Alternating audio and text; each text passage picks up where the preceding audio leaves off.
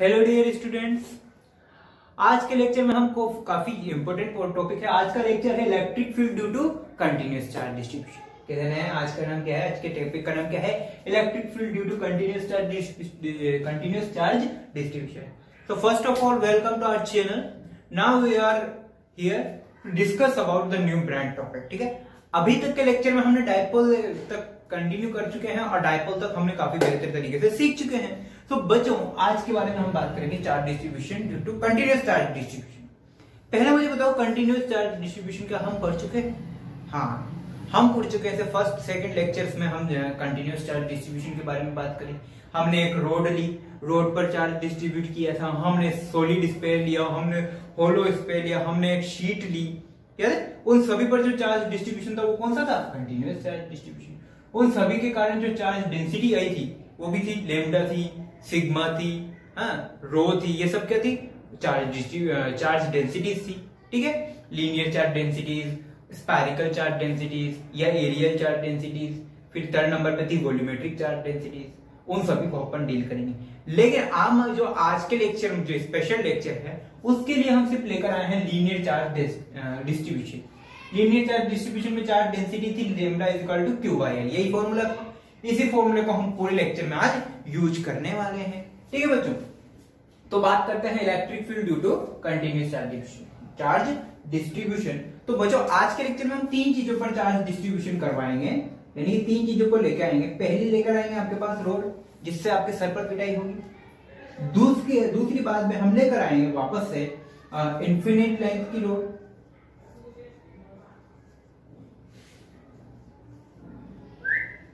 To पैच length rod. ठीक है, तीसरी बार में हम लेके आएंगे एक स्पैरिकल आर्क या आर्क लेके आएंगे।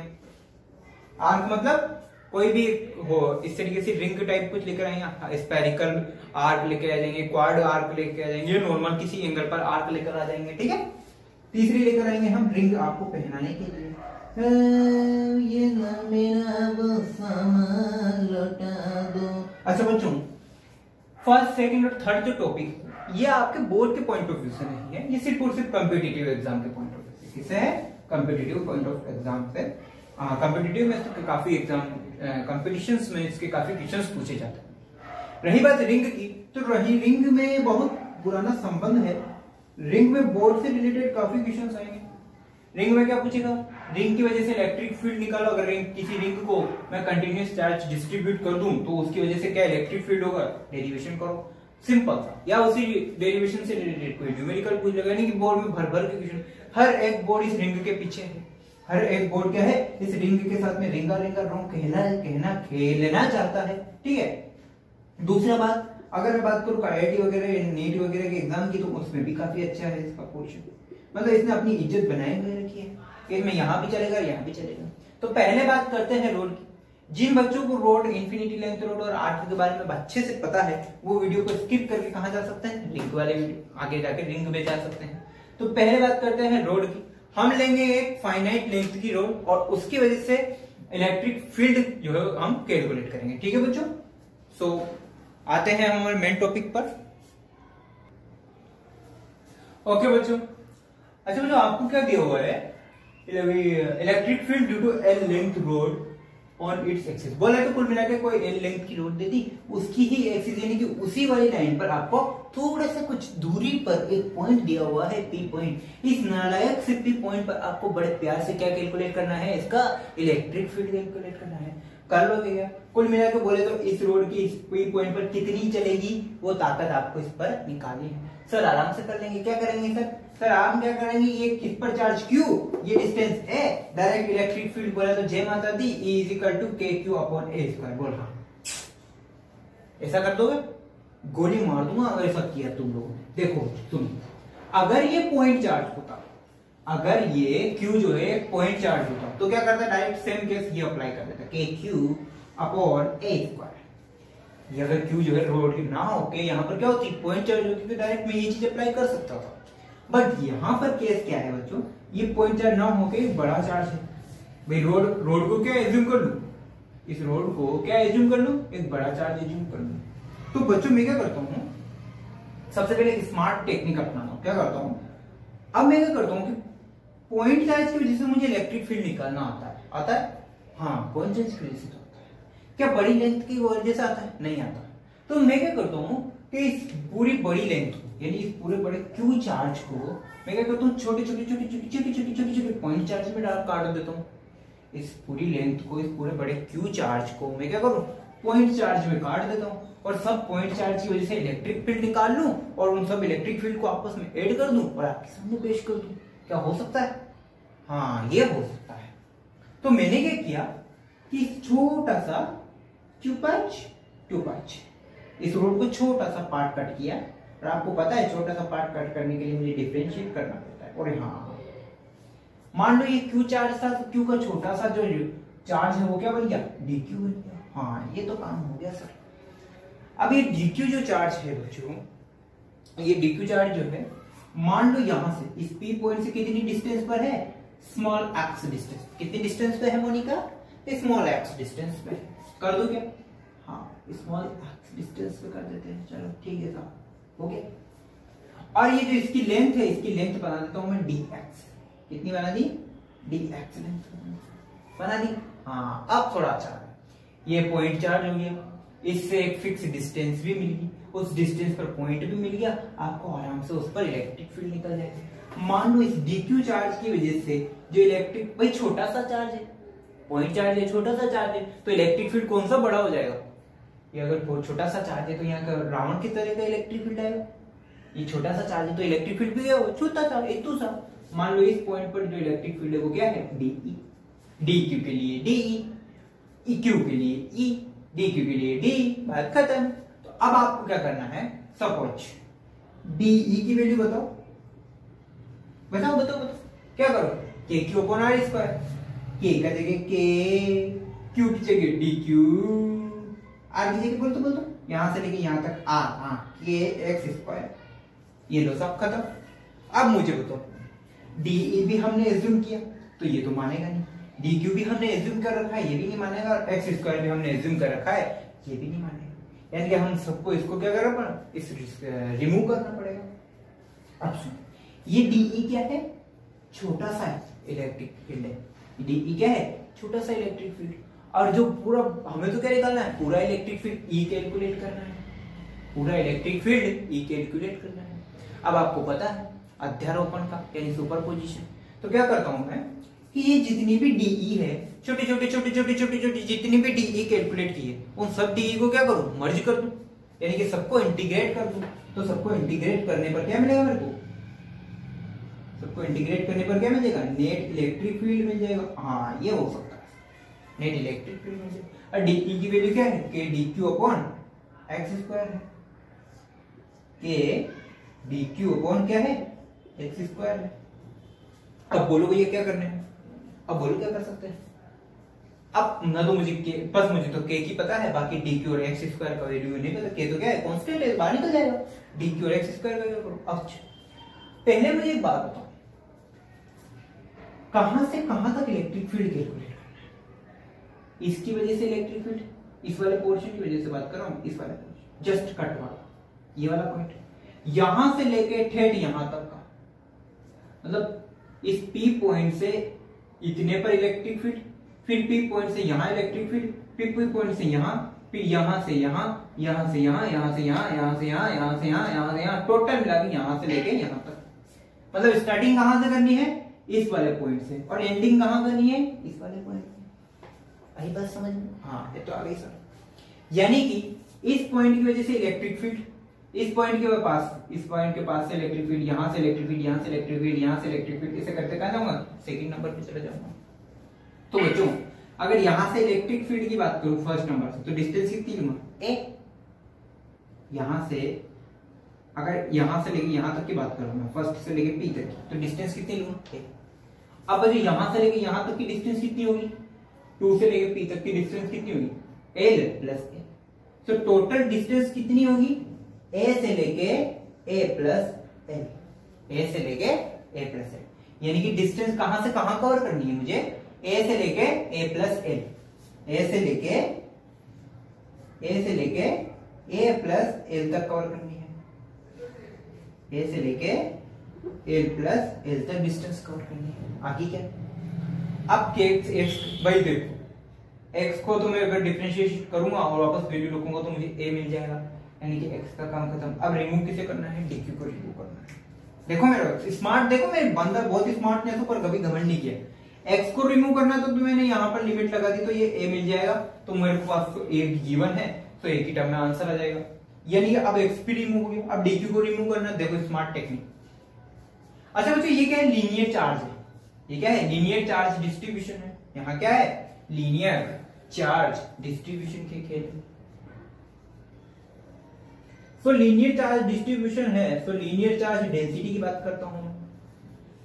लीनियर चार्ज डेंसिटी मैंने वीडियो के फर्स्ट में आपको सिखाया, lambda is equal to q by, याद है, ऐसा फॉर्मूला है। अब क्यू की जगह किसकी बात कर रहे हो, छोटे से चार्ज डीक्यू की बात कर रहे हो, तो लो डीक्यू लिख लो। मैंने ले भाई डीक्यू लिख ले, तू नाराज मत रहे, लैम्डा की जगह क्या लिख दो, डीक्यू लिख दो। हाँ ये तो हो सकता है। और इसकी लेंथ कितनी है, डी के एक्स है, तो एल की लेंथ की जगह डी एक्स लिख दिया, तो लेम्डा की जगह क्या लिख सकते हो, dq बाई डी एक्स। यहां से dq की वैल्यू निकाल दो, lambda into D x, lambda into D x, यानी कि dq भी रिमूव हो गया, लेम्डा इंटू डी एक्स बन गया। तो इसकी वैल्यू यहां पुट करी मैंने डायरेक्ट ही, यहां कर देता हूं बच्चों। अब इसकी जगह क्या पुट हो जाएगा अपना फाइनल आंसर, ए प्लस एल के dq की जगह पुट करो lambda into D x, lambda into D x upon में एक्स स्क्वायर हो गया। अब आ जाओ थोड़ा सा इंटीग्रेशन, अब ये खत्म, यहां से अपना इलेक्ट्रोस्टैटिक्स खत्म। अब जनरल मैथमेटिक्स। खबरदार जो इंटीग्रेशन में किसी ने गलती कर दी मैं मार दूंगा जान से, फोन में से निकल के गुस्सा मारूंगा। सुनना बात, E net is equal to A plus L, k constant है भैया और लेम्डा भी कांस्टेंट है, के भी कांस्टेंट और लेम्डा भी कांस्टेंट, तो इन दोनों को बाहर भगाओ, चलो निकलो बाहर। यहां बचा dx अपॉन एक्स स्क्वायर, ठीक है, और dx अपॉन एक्स स्क्वायर यानी कि 1 अपॉन एक्स स्क्वायर का इंटीग्रेशन करना है dx के साथ में, तो 1 अपॉन एक्स स्क्वायर का डिफरेंशिएशन क्या होता है, -1 अपॉन एक्स होता है। और क्या होता है सर, -1 अपॉन एक्स। लिमिट लगा दो, a से a प्लस एल लगा दो। इसका डिफरेंशिएशन क्या होता है, -1 अपॉन एक्स होता है, सॉरी इंटीग्रेशन क्या होता है, -1 अपॉन एक्स होता है। ई net is equal to k lambda -1 upon x की जगह रखो a प्लस ए, माइनस ये माइनस बाहर ले लेता हूं मैं थोड़ी देर के लिए, यहां लगा देते हैं इसको, ये minus, so 1 upon a plus l, upper limit minus lower limit, upper limit minus lower limit। तो ये केस बन जाएगा आपके, ये माइनस अंदर चला जाएगा, तो ये नया बन गया आपके ई net is equal to k lambda -1 upon a plus L plus का a 1 अपॉन a। इसको और सोल्व करोगे, ई net is equal to k lambda a plus L, LCM लिया मैंने, a minus a plus L, solve करो ऐसे एक खच्चा। तो फाइनली मुबारक को आपको आपका आंसर मिल जाएगा, that is E net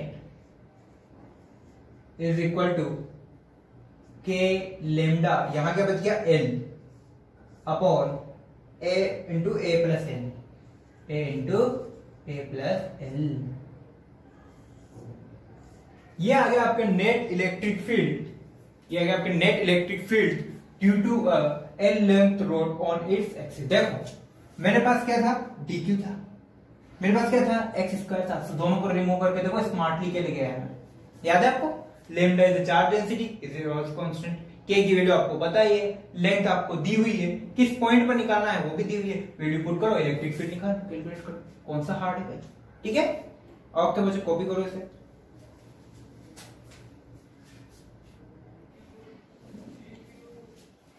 okay बच्चों अब थोड़ा सा तूफानी करते हैं। सर माउंटेन ड्यू पी के आए हो क्या? अरे नहीं सुनो, पहले मैंने रोड को कैसा रखा हुआ था, हॉरिजॉन्टली। अब इस रोड को घुमा के मम्मी के डर से ये कैसी हो गई, वर्टिकली हो गई। ओहो, क्या हो गया, वर्टिकली। तो उसमें क्या दिक्कत है? मुद्दे की बात ये है कि आपको electric field due to l length पता नहीं वगैरह वगैरह, मान लो इसकी वजह से यहाँ कोई पॉइंट है P, और इसकी जो लेंथ है वही है A मान लेते हैं।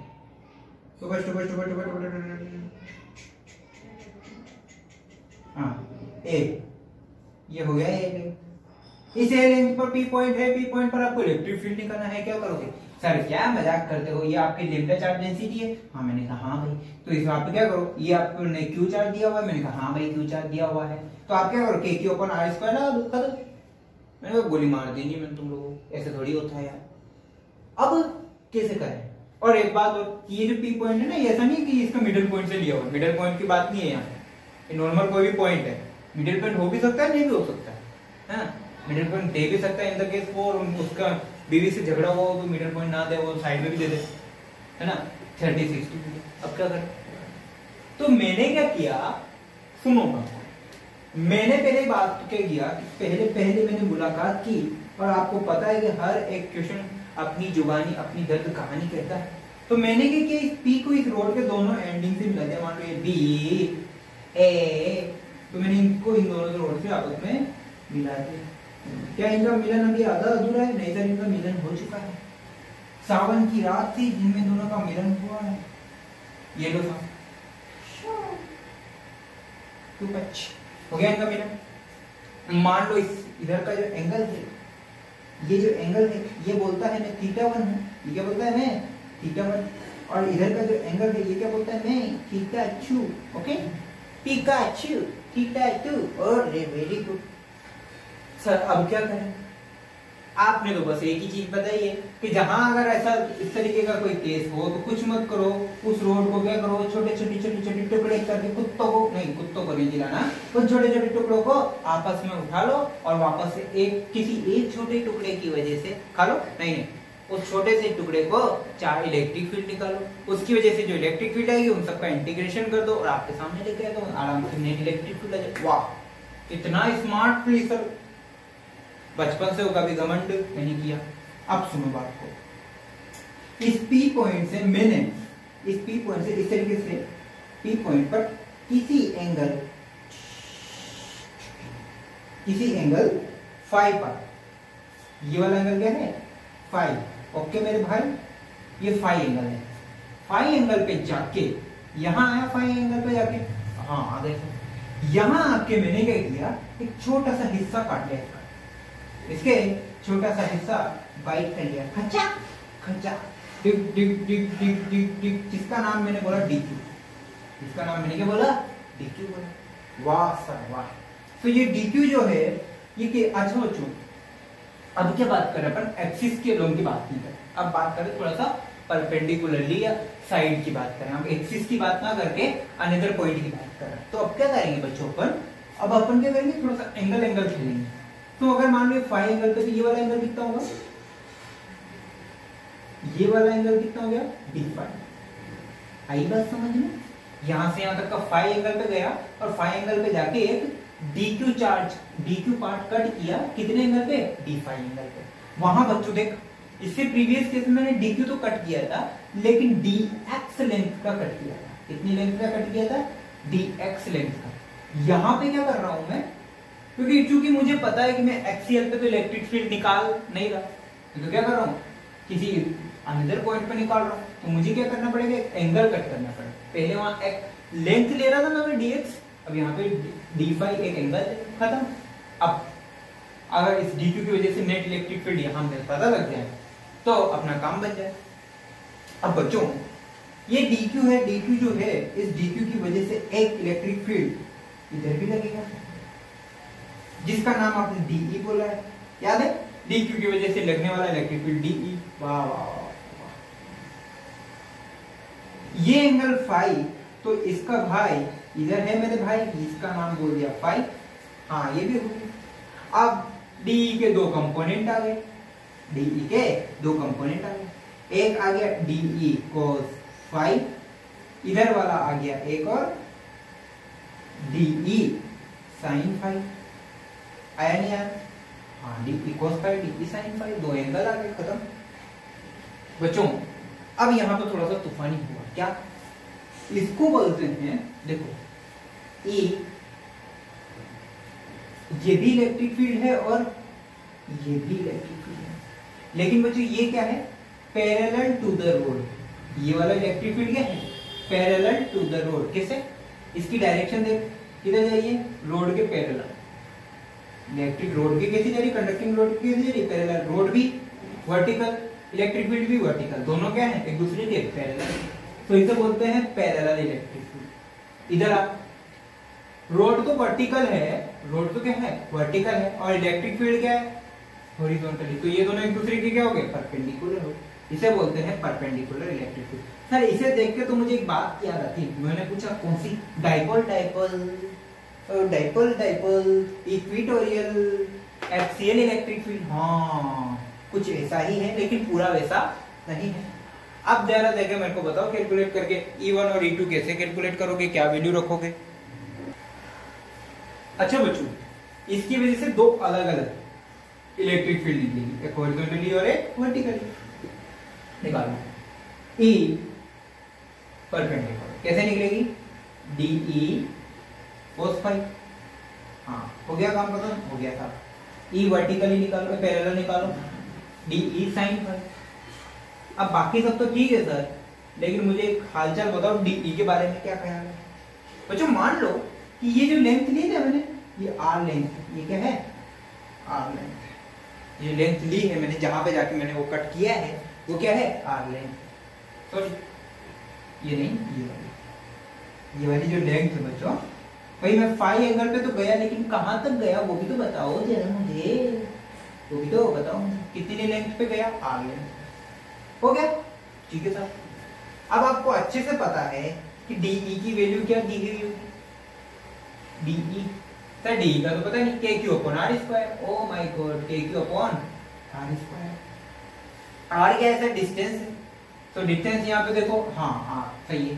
Q की जगह क्या रखूं सर? DQ रखो।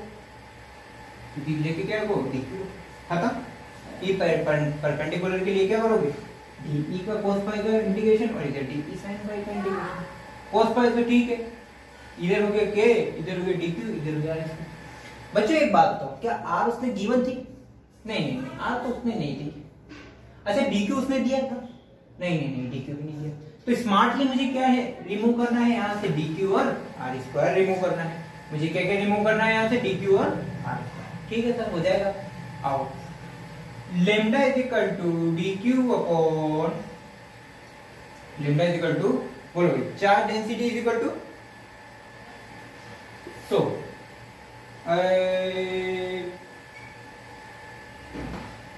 DQ upon DL, DQ upon DL। DL क्या है?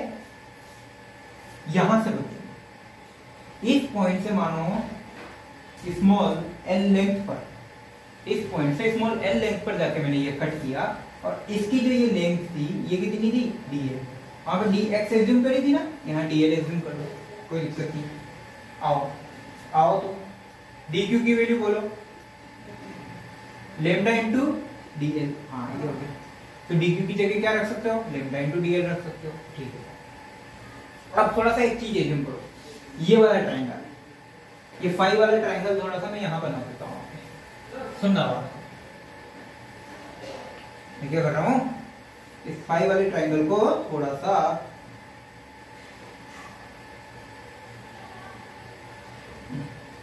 ये यहाँ पे लिख दिया मैंने, ठीक है बच्चों, बुरा मत मानना यार, सर आप तो क्या बुरा मानना। देखो, इस वाले ट्रायंगल को मैं साइड में बना देता हूँ, ऐसा दिखेगा ये। इधर फाई एंगल है आपका, ये R है आपकी डिस्टेंस, ये L है आपकी जहां पे आपने वो कट किया है ना, और ये आपकी स्मॉल a है जो गिवन है आपको। cos फाई की वैल्यू निकाल बेटा जरा, cos फाई की वैल्यू निकाल, या R की वैल्यू निकालते चलो, पहले cos फाई की वैल्यू निकालते। R भी पता है, A भी पता है, सो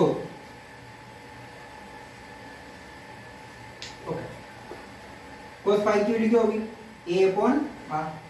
अरे भाई बेस अपॉन हाइपोटेनियस तो ए अपॉन आर हो गया। यहां से आर की वैल्यू बता तो क्या होगी, r is equal to a upon cos phi, और 1 अपॉन कोस फाई क्या होता है, sec phi. So r is equal to a into sec phi, r is equal to क्या बन गया, ए इंटू सेक फाई बन गया क्या। हाँ ये तो हो गया काम खत्म। R is equal to a into sec phi. Okay इसी तरीके से ये तो हो गया परपेंडिकुलर वैल्यू। पैरेलल के लिए साइन फाई की भी वैल्यू निकाल लेते हैं, है ना, साइन फाई की भी वैल्यू निकाल लेते हैं। चलो फिर कोई दिक्कत नहीं, आप रखते हैं यहाँ पर डी ई की वैल्यू रख देते, डी ई की वैल्यू के डी क्यू की जगह lambda into d l upon are square की जगह क्या पुट करेगा भैया, a square into sec square phi put किया। हाँ a square into sec square phi, काम खत्म। इस सेक स्क्वायर को ऊपर लिख के क्या लिख सकता है, चलो इसको सोल्व करते हैं, के लेमडा डी एल, चलो रहने दो यार इतने काफी, सेक स्क्वायर फाई, ठीक है हो गया। अब क्या सोल्व करना है भाई आगे, अब डायरेक्ट इंटीग्रेट कर दो इसको। ओके बच्चों, क्या अब मैं डायरेक्ट यहाँ पे वैल्यू पुट करूँ डी कोस फाई तो चलो पता है, लेकिन डी की वैल्यू डायरेक्ट यहाँ पुट करूँ तो कैसे इंटीग्रेट कर सकता हूँ, अभी नहीं कर सकता। क्यों सर, के पता है, लेमडा पता है, ठीक है, ए स्क्वायर भी पता है, सेक स्क्वायर फाई पता लग जाएगा। डीएल का क्या करें, ये तो आपने खुद एज्यूम किया था ना, ये डीएल तो आपने खुद एज्यूम किया, तो डीएल को भी रिमूव करना पड़ेगा। अब डीएल को रिमूव कैसे करें, आओ इधर आओ।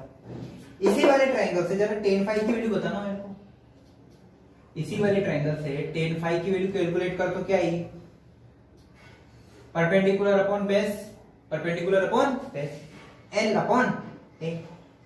यहां से इसका इंटीग्रेशन कर देते हैं, ठीक है बच्चों, इसका सॉरी डिफरेंशिएशन कर देते हैं। टेन फाई का डिफरेंशिएशन सेक स्क्वायर फाई, ए तो कांस्टेंट है, ये तो कांस्टेंट है, मैंने इस ए को इधर मल्टीप्लाई कर दिया, ए को इधर मल्टीप्लाई कर दिया, डी एल अपॉन एल का इसे रुको सही से समझा देता हूं। इसको क्या लिख सकता हूं, l is equal to a into tan phi, simple transfer किया है, हाँ सिंपल ट्रांसफर। अब आया, अब इस पूरी टर्म का फाई के रेस्पेक्ट में डिफरेंशिएशन करता हूं, किसके रेस्पेक्ट में, फाई के रेस्पेक्ट में, क्योंकि मुझे फाई पता है बस, और कुछ भी नहीं पता। D l upon d phi is equal to a constant, as it is रह जाएगा, टेन फाई का डिफरेंशिएशन सेक स्क्वायर फाई। यहां से डीएल की वैल्यू निकाल, डीएल की वैल्यू निकाल, डी फाई, या इसको और अच्छे से लिखूं, a into sec square phi into d phi, यानी कि अब डीएल की जगह मैं क्या पुट कर सकता हूं, ये पूरी टर्म पुट कर सकता हूं। सो डीई मेरा क्या बन जाएगा, अब देख तू, k lambda d l, sorry k lambda, यहां बच गया a square into sec square phi.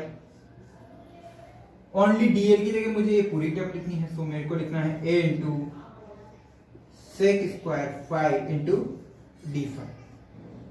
अब मेरा सारा काम तमाम हो जाएगा। देखो सेक स्क्वायर फाई से सेक स्क्वायर फाई खच्चा कट, इस ए से ये ए स्क्वायर कट, सो डीई फाइनली आया मेरे पास के लेमडा डी फाई अपॉन ए। फाइनली डी की वैल्यू क्या है, के लेमडा डी फाई अपॉन ए, बस खत्म। वैल्यू पुट करो, आंसर निकालो, वैल्यू पुट करो और आंसर निकालो। तो यहां तक कैलकुलेट करो, इस डी की वैल्यू अपन यहां रखने वाले हैं और सवाल को सोल्व करने वाले हैं। ये कैलकुलेट करो सब चीज। ओके बच्चों, तो फाइनल हमारे पास डी की वैल्यू क्या है, के लेमडा डी फाई अपॉन ए। फाइनल हमारे पास के इसकी डी की वैल्यू क्या आ गई, के लेमडा डी फाई अपॉन ए, यानी कि ये वैल्यू पुट करके मैं यहां से आराम से अपना आंसर निकाल सकता हूं, निकाल सकते हैं। अब जरा इसको फॉर्मूलाज में जमा लेते हैं अपने अकॉर्डिंग।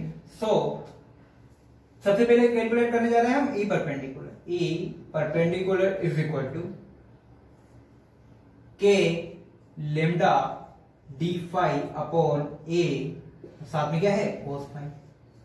डी की जगह मैंने क्या रख दिया, के लेमडा डी फाई अपॉन ए रख दिया। के constant, lambda constant, a constant, तो सबको बाहर निकाल दो। चलो चलो चलो चलो चलो चलो के चलो लैम्डा चलो ए चलो बाहर निकाल दिया। यहाँ के बच गया cos फाई, साथ में बच गया डी फाई। अब cos फाई का डिफरेंशिएशन करो, आराम से आंसर निकल जाएगा। लेकिन अब मुद्दे की बात आती है, क्या फाई उसने गिवन था? फाई उसने गिवन नहीं था, क्योंकि फाई तो हमने क्या किया था, फाई तो हमने एक एंगल रहा था जहां से हमने डिक्रीज किया, यानी कि फाई को भी हमें रिमूव करना है। फाई को रिमूव करने का तरीका है कि इंटीग्रेशन पर फाई की लिमिट लगाओ। अब फाई की लिमिट तो एंगल से लगेगी, एंगल से कहां से? अब इस पूरे फाई को तो कहां से कहां वेरी कर सकता है, इस पूरे फाई एंगल को तो कहां से कहां वेरी कर सकता है। तू चाहे तो यहां तक वेरी कर सकता है थीटा 1 तक, तू चाहे तो इधर थीटा 2 तक वेरी कर सकता है, यानी कि थीटा 2 से थीटा 1 तक वेरी कर सकता है। यानी कहां से कहां वेरी कर सकता है? इस फाई को। सुनना, यहां पे फाई लिया हुआ, इसको बड़ा बढ़ा के मैक्सिमम कहां कर सकता है? थीटा 1। क्या थीटा 1 से ज्यादा कर सकता है? नहीं कर सकता। क्यों? अरे यार थीटा 1 से कैसे ज्यादा करेगा? मान ली थीटा 1 से ज्यादा यहां कर दिया तो ये तो कहां चला जाएगा? रोड से बाहर चली जाएगी। मैक्सिमम लिमिट ही कितनी है? थीटा 1। तो तू डी फाई को जो है वेरी करता करता फाई को वेरी करता कहां ले जा सकता है? थीटा 1 तक। इधर तू मिनिमम में फाई को वेरी और डिक्रीज कर करके डिक्रीज कहां ले जा सकता है? थीटा 2 तक। जो डिक्रीज कर सकता है उसके लिए माइनस थीटा 2 और मैक्सिमम प्लस थीटा 1। तो उसकी लिमिट क्या लगाएगा बेटा? माइनस थीटा 2 से थीटा 1, माइनस थीटा 2 से प्लस का थीटा 1। वैल्यू पुट करो, आंसर निकालो। मतलब E perpendicular is given by k lambda a upon a sin cos का डिफरेंशिएशन sin फाई होता है sin, okay sir, minus theta 2 plus theta 1। Value put करो, maximum minus minimum. E perpendicular is equal to k lambda upon a sin theta 1 plus sin theta 2। अच्छा ये plus कैसे हुआ? देख, upper limit minus, lower limit, ये minus फॉर्मूले का लग गया, ठीक है। यहां पर थीटा की जगह क्या रखेगा? Minus theta 2। साइन के अंदर जब माइनस होता है तो ये माइनस बाहर निकल के इस माइनस को भी क्या कर देगा? प्लस कर देगा। तो क्या बचेगा? Only sine theta 1 plus sine theta 2, ये बचेगा। तो फाइनल लिमिट क्या आएगी तेरी? E perpendicular is equal to k lambda upon a sin theta 1 plus sin theta 2। यानी कि परपेंडिकुलरली किसी भी पॉइंट पर परपेंडिकुलरली जो इलेक्ट्रिक फील्ड है वो क्या होगा? k lambda upon a into sin phi plus sin theta 1 plus sin theta 2। इसी तरीके से इस पैरेलल के लिए कैलकुलेट करो। चलो इसको करो, उसके बाद अपन पैरेलल के लिए कैलकुलेट करेंगे। पैरेलल के लिए किया आपने? नहीं किया? चलो अपन पैरेलल के लिए भी कर लेते। ले भाई आ जा तू पैरेलल। डी जगह रखो, शू के लैम्डा डी फाई बाई ए, ये तो हो गया डी। ई की वैल्यू साथ में है भाई साहब साइन फाई। लिमिट बोल भैया, माइनस थीटा 1 से गोली मार देनी, माइनस थीटा 2 से प्लस का थीटा 1। अच्छे चलो चलो चलो चलो चलो चलो चलो E parallel is equal to क्यों? माइनस थीटा 2 इधर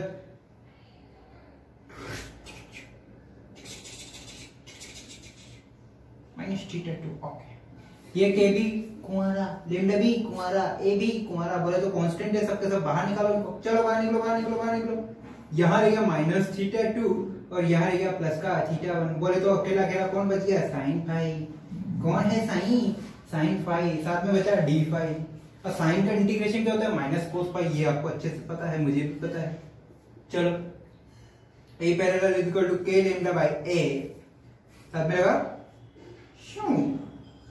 ये कोस फाई जो है माइनस का कोस फाई, ये माइनस बाहर लिख रहा मैंने, माइनस थीटा 2 से प्लस का थीटा 1। वैल्यू पुट करो भैया। E parallel is equal to minus k lambda a upon cos theta 1 minus cos theta 2। अच्छा बच्चों, कोस जो माइनस थीटा 2 है ये माइनस अपने आप में ही खत्म हो जाता है कोस के लिए, तो ये ऐसा नहीं कि माइनस बाहर आके इसको प्लस कर देगा, नहीं। अच्छा ये माइनस बाहर आके अंदर जाके इसको क्या करेगा? प्लस और इसको माइनस। तो फाइनल आंसर आ जाएगा आपके पास E parallel is equal to k lambda upon a cos theta 2 minus cos theta 1। ये है parallel electric field due to an l length of rod. याद है एक्सियल के लिए भी निकाला था और इक्वेटोरियल के लिए भी निकाला था डायपोल में, लेकिन डायपोल का केस अलग था और ये है लेंथ का केस। तो बच्चों इसी में आगे भी बात करते हैं, यहां तक कॉपी करो। ओके बच्चों, अब अगर आपको टोटल नेट इलेक्ट्रिक फील्ड निकालना है इस पॉइंट पर तो क्या करोगे, E1 प्लस E2 यानी कि E परपेंडिकुलर और E पैरेलल का वेक्टर सम कर लो, इसकी वैल्यू पुट करो, आंसर आ जाएगा, है ना। तो बच्चों ये तो हुई अगर लेंथ फाइनाइट है, यानी कि आपको फिक्स लेंथ दी हुई है L। अब क्या करते हैं बच्चों कि इसी वायर को अनंत तक लंबा कर देते हैं, यानी इन्फिनिटी तक। इधर से भी इन्फिनिटी खींचते हैं और इधर से भी इन्फिनिटी खींचते हैं। बोले तो इधर से आपने पकड़ा, इधर से मैंने पकड़ा, खींच दिया इसको लंबा। बोले तो ये भी चला गया प्लस इन्फिनिटी, इधर चला गया माइनस इन्फिनिटी, बहुत लंबा हो गया। उस केस में क्या सीन बनेगा वो जरा देख लेते हैं। तो बच्चों राज की बात आओ सुनाऊं प्यार की एक कहानी। सुनना, अगर मैं दोनों तरफ से इस वायर को दोनों तरफ से कर रहा हूं, एक तरफ से भी नहीं कर रहा हूं, सुन लेना बात है ना। दोनों तरफ से पहले तो लिख लेते हैं अपन, साइड में खोपचे में लिख लेते हैं फॉर्मूलास को। पहले बोलो, अगर E परपेंडिकुलर की बात करो तो फॉर्मूला कितना आया भैया, E परपेंडिकुलर के lambda by A sine theta 1 plus sine theta 2। बोला हाँ या ना, ये आया। परपेंडिकुलर पैरेलल की बात करी, के lambda by A cos theta 2 minus cos theta, ये आया। अब क्या करता हूं बच्चों, मैं इस लेंथ को, इस लंबाई को, इसको ये जो दिख रहा है ना तुमको, ये जो तुम चाहते हो ये, इसको मैंने क्या किया बच्चों, इधर भी लंबाई एल लंबाई इन्फिनिटी कर दी और इधर भी infinity, due to infinity infinite length rod, ऐसे लिख देते हैं, infinite length rod. Topic number oh my god, ठीक है। तो क्या होगा, तो बच्चों इस बात, मान लो इस पी पॉइंट पर वापस से आपको कैलकुलेट करना है, तो क्या करोगे, जैसे जैसे बच्चों लेंथ बढ़ती है, सुनो, जैसे जैसे सपोज ये रोड है, अब इसकी लेंथ में बढ़ाता जाऊं तो इस तरफ से एंगल कितना हो जाएगा, बढ़ता जाएगा। जैसे जैसे लेंथ बढ़ेगी वैसे वैसे ये वाला एंगल भी बढ़ेगा। सिमिलरली जैसे जैसे इधर की लेंथ बढ़ेगी वैसे वैसे ये वाला एंगल भी बढ़ेगा। यानी कि अगर इस थीटा 1 की बात करूं तो ये थीटा 1 धीरे धीरे जाएगा कहीं मिलने। इसी तरीके से ये थीटा 1 भी धीरे धीरे मिलेगा कहीं पे, कहां जाके मिलेगा, इन्फिनिटी पे जाके मिलेगा। यानी कि थीटा 1 धीरे धीरे इंक्रीज होके मैक्सिमम कितना हो जाएगा, 90 डिग्री। सिमिलरली ये जो थीटा 2 है ये धीरे धीरे इंक्रीज होता कितना हो जाएगा, 90 डिग्री। यानी कि इस केस में, दोनों केस में, इन्फिनिटी वाले में थीटा 1 और थीटा 2 हो जाते हैं 90 डिग्री। दोनों की वैल्यू पुट करो तो ई पैरेलल ई परपेंडिकुलर आएगा k lambda by A sine theta की जगह रखो साइन 90 प्लस थीटा 2 की जगह भी साइन 90 1 प्लस 1 के लेमडा बाई ए कितना हो गया, 1 प्लस 1, तो फाइनल आता है 2 के लेमडा बाई, फाइनल आंसर कितना है, 2 के लेमडा बाई। इसी तरीके से पैरेलल की बात करो तो, इसी तरीके से अगर पैरेलल की बात करो तो k lambda by a cos cos 90 minus theta 1 की जगह भी रखो cos 90, E parallel is equal to k lambda by a cos 90 होता है 0 माइनस 0, तो फाइनल आंसर कितना, 0। सो अगर रोड आपकी इन्फिनिटी लेंथ, अगर ये जो रोड है ये इन्फिनिटी तक लंबाई कर दो, इसकी इन्फिनिटी लेंथ कर दो, तो क्या होगा कि इसके जो ओनली एंड ओनली कौन सा इलेक्ट्रिक फील्ड का कौन सा कंपोनेंट काम करेगा, हॉरिजॉन्टल कंपोनेंट। कौन सा कंपोनेंट, हॉरिजॉन्टल कंपोनेंट। यानी कि ओनली और ओनली इसकी ही वैल्यू आएगी आपके पास, ई परपेंडिकुलर। यानी परपेंडिकुलर वाला जो कंपोनेंट है इसी की आपके पास इलेक्ट्रिक फील्ड आएगी और वो क्या होगी, मैक्सिमम होगी 2 के लेमडा बाई ए। इधर वाला कंपोनेंट ऑटोमेटिकली डिलीट हो जाएगा, यानी कि जो पैरेलल कंपोनेंट है वो 0 हो जाएगा, ठीक है। तो ये था आपका थर्ड पॉइंट। अब नेक्स्ट बात करते हैं आर्क के लिए, कि अगर मेरे को कोई आर्क दे दिया जाए तो मुझसे कैसे डील करूंगा। यहां तक कॉपी करो बच्चों। ओके बच्चों, आपको क्या बोला गया, किसी भी एक होलो स्फीयर का कुल मिला के आपके पास ऐसा सीन है बच्चों, इस तरीके से होलो स्फीयर। होलो क्यों बोला उसके बाद सुन लेना, क्योंकि मुझे सिर्फ और सिर्फ क्या करनी है, चार्ज डेंसिटी कवर करनी है, वो है लीनियर चार्ज डेंसिटी, इसलिए मैंने इसको होलो बोला कि कोई बात नहीं है। मैंने इस स्फीयर का इतना सा पार्ट कट कर लिया, छोटा सा, कोई भी रेंडमली कोई भी पार्ट कट कर लिया, ठीक है।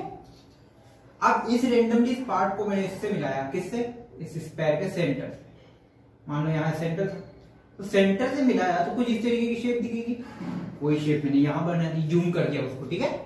ऐसे ऐसे क्या किया मैंने, इसको ऐसे जूम करके यहाँ बना दिया, ठीक है, तो आप हो जाएगा। अब मुद्दे की बात क्या है कि उस आर्क पर, ये जो आर्क आया ना बच्चों, इस आर्क पर मान लो मैंने क्यू चार्ज डिस्ट्रीब्यूट किया लीनियर चार्ज डेंसिटी लैम्डा के साथ में, हो जाएगा, ठीक है सर, कोई दिक्कत नहीं। मैं आपसे ये बोलता हूं, इस पूरे चार्ज की वजह से इस सेंटर पर, इस पूरे चार्ज की वजह से सेंटर पर कितना इलेक्ट्रिक फील्ड लग रहा हो, पूरे चार्ज की वजह से सेंटर पर कितना इलेक्ट्रिक फील्ड लग रहा हो वो आप कैलकुलेट करो। तो आप क्या करोगे, इसके लिए सबसे पहले आप क्या करोगे, सिंपल सी बात है सर, मेरे को तो बस एक लेना है, क्या, छोटा सा चार्ज लेना है। अब छोटा सा चार्ज कैसे लूंगी, लेंथ होती तो ऐसे कट कर लेता, यहाँ तो कोई एंगल वेंगल में नहीं दिया हुआ है, एक अल्फा दिया हुआ है, अल्फा से क्या करो, तो सिंपल सी कंस्ट्रक्शन करो, इस सेंटर से बिल्कुल एक मिडिल पॉइंट पर एक तरीके से एक लाइन करो, ये अल्फा है, फिर इस अल्फा को कुल मिलाकर आपको क्या करना है, दो पार्ट में डिवाइड करना है, ये बन गया अल्फा बाय 2 और ये बन गया अल्फा बाय 2, दोनों अल्फा बाय 2। अब इस वाली लाइन से आप क्या करो, थीटा एंगल पे जाओ,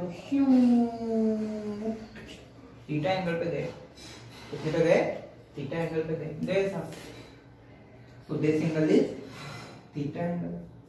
थीटा एंगल पे जाके डी थीटा पर एक छोटा चार्ज डीक्यू कट करो, याद है अभी भी जस्ट पहले हमने डी फाइव पे जाके डी थीटा से डी फाइव पे जाके डीक्यू चार्ज कट किया। अब यहाँ पे डी थीटा पे जाके और डी थीटा से जाके डी थीटा पर एक छोटा सा चार्ज कट कर लो, ये हो गया आपका डी थीटा, ठीक है, हो गया डी थीटा, और यहां से एक छोटा सा मैंने प्यारा सा नन्हा सा मुन्ना सा चार्ज कट किया जिसका नाम है डी क्यू, और इस चार्ज की लेंथ मान ली मैंने डी एल। चार्ज की लेंथ कितनी मानी, ये वाली साइज कितनी मान ली, डी एल मान ली, डी क्यू हो गया, लेमडा हो गया, काम खत्म मेरे पास। तो अगर यहाँ से सिंपल सा बात कर लेते पहले लेमडा के बारे में, तो लेमडा के बारे में मैं क्या लिखने वाला हूँ, D Q upon D L. यहाँ से डी क्यू की वैल्यू मैं क्या लिखने वाला हूँ भाई, लेमडा इंटू डी एल। हाँ, यहाँ का काम खत्म। एक चीज तो मेरे पास सबसे पहले कैलकुलेट करना है मेरे को, तो डी क्यू और लेमडा डी एल का, ठीक है साहब। अब इस डी क्यू की वजह से यहाँ इस सेंटर पर कितना इलेक्ट्रिक फील्ड लग रहा होगा भाई, देख तो इस तरफ कितना इलेक्ट्रिक फील्ड लग रहा होगा, डीई। हाँ, डीई तो लग रहा है, लेकिन क्या इसके कंपोनेंट बन रहे हैं क्या, देख तो जरा, क्या इसके कंपोनेंट बन रहे हैं, देख इसके कंपोनेंट बन रहे हैं। ये एंगल बन गया तेरा थीटा, अगर ये एंगल थीटा है यहाँ से यहाँ तक का, तो ये वाला एंगल भी क्या है, थीटा। इसका एक कंपोनेंट आया डीई कोस थीटा, और एक कंपोनेंट आया डीई साइन थीटा, एक कंपोनेंट आया डीई कोस थीटा और एक कंपोनेंट आया डीई साइन थीटा। अब क्या करूं भाई, अब इसमें से देख कौन सा कंपोनेंट आपस में कैंसिल हो सकता है, कौन सा कंपोनेंट आपस में कैंसिल हो सकता है, d E cos theta component cancel होगा या d E sine theta component cancel हो सकता है। देख तो भाई कौन सा कंपोनेंट कैंसिल हो सकता है, देख ये वाला चार्ज डी क्यू तूने यहां लिया, सेम चार्ज यहां पे भी आएगा नहीं आएगा, हाँ यहाँ पे भी आएगा, यहां पे भी आएगा, तो उस वाले सिंपल सी बात है, यहां समझना थोड़ा सा। ये वाला कंपोनेंट तूने डी क्यू यहां लिया नहीं लिया, इसकी वजह से मान लीजिए सेंटर पॉइंट है तेरा, और इसकी वजह से ये तेरा डीई आ रहा है, ठीक है, इधर आया तेरा डीई साइन थीटा और इधर आया था डीई कोस थीटा, ठीक है। ये डी क्यू वहां पर भी लेना पड़ेगा, सर क्यों लूं, मेरी मर्जी, अरे मत ले, D Q P D Q P D Q P D Q P D Q P D Q P D Q, यहां भी D Q D Q D Q, क्यों, अरे भाई डी क्यू तो तूने एक लिया है कंपोनेंट छोटा सा तोड़ के, बाकी भी तो डी क्यू लेगा, उन सबको इंटीग्रेट करना है ना, तो यहाँ पे भी डी क्यू, यहाँ पे डी क्यू, यहाँ पे डी क्यू, सब तरफ से डी क्यू लेगा, फिर उनकी जो इलेक्ट्रिक फील्ड आएगी उनको इंटीग्रेट करेगा, यानी कि यहाँ पे डी क्यू आएगा और सेम इसके जस्ट इक्वल एंड अपोजिट, यहाँ पे भी क्या आएगा, dq आएगा। उसके भी कुछ इस तरीके से फील्ड बनेगा, उसकी इलेक्ट्रिक फील्ड भी कुछ इस तरीके से dE निकलेगी, इस तरह, इस डायरेक्शन में, है ना। उसका एक कंपोनेंट तो वापस से dE cos थीटा इधर आएगा, और एक कंपोनेंट किधर आएगा, इधर आएगा, dE sin थीटा। सो बेटा देख, dE cos थीटा वाला कंपोनेंट तो दोनों का ऐड हो जाएगा, लेकिन dE sin थीटा वाला कंपोनेंट दोनों का क्या हो जाएगा, कैंसिल आउट हो जाएगा।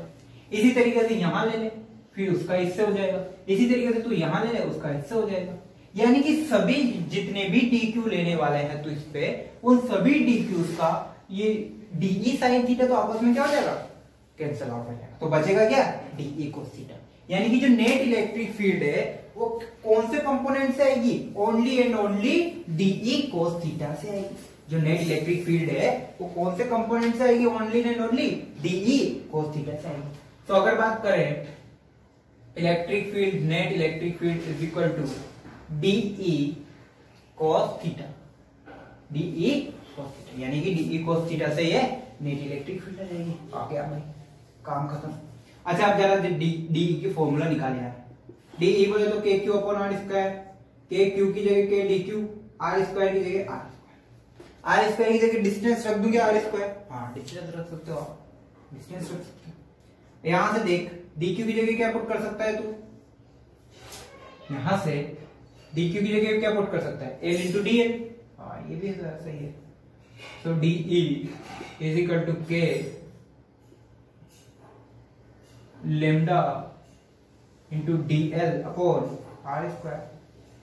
DL का क्या कर सकते हैं देख जरा, DL बच्चों आपने मैथमेटिक्स में एक फॉर्मूला पढ़ा कि अगर कोई भी आर्क आपको दिया हुआ है, उसके बीच में एंगल थीटा है, उसकी रेडियस r है, तो आर्क की जो लेंथ है, आर्क की जो लेंथ है, इस तरीके का फॉर्मूला होता है, angle is equal to arc length. ये ज्योमेट्री में पढ़ाया जाता है, नहीं पढ़ाया उसको मेरे पास कोई आइडिया नहीं, कोई इलाज नहीं है, बट ये होता है। R angle is equal to arc length upon radius, angle is equal to arc length upon radius.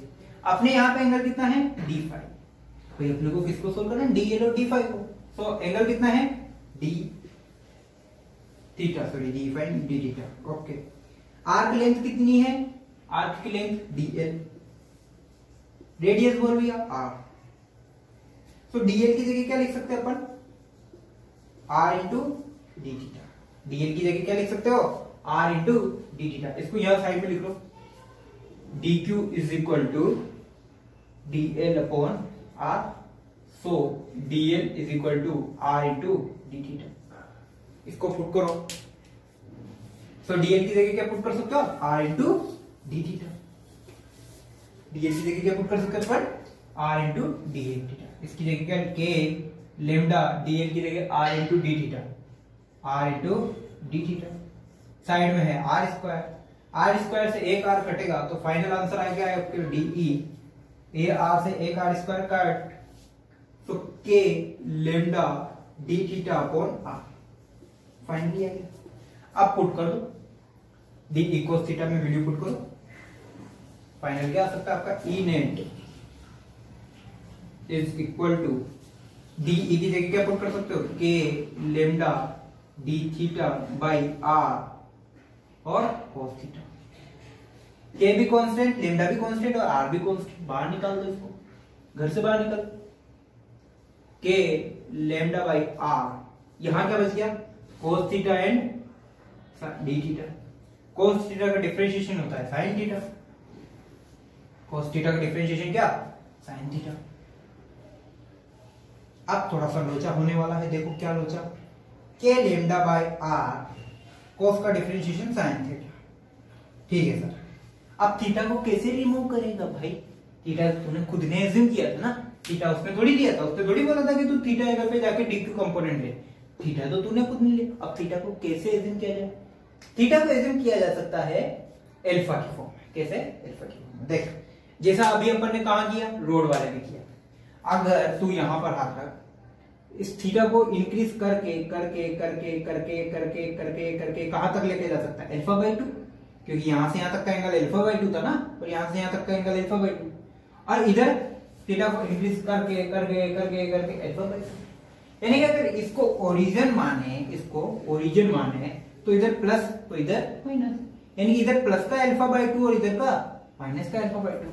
सो इस थीटा की लिमिट क्या पुट कर सकते हैं तो बेटा माइनस अल्फा बाय 2 से plus alpha by 2, minus alpha by 2 से plus alpha by 2, minus alpha by 2 से प्लस का अल्फा बाय 2। यानी कि जो फाइनल ई नेट आएगा वो कितना आएगा, k lambda by r sine alpha by 2 minus sine फिर ब्रैकेट में माइनस अल्फा बाई 2। अब आपको पता है ये माइनस बाहर निकल गए, इस वाले माइनस को भी क्या कर देगा, प्लस कर देगा। So E net is equal to k lambda by are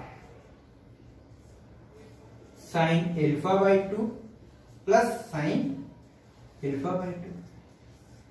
ये प्लस साइन अल्फा बाई 2, ये प्लस साइन अल्फा बाई 2, क्या बन गया 2 sine alpha by 2।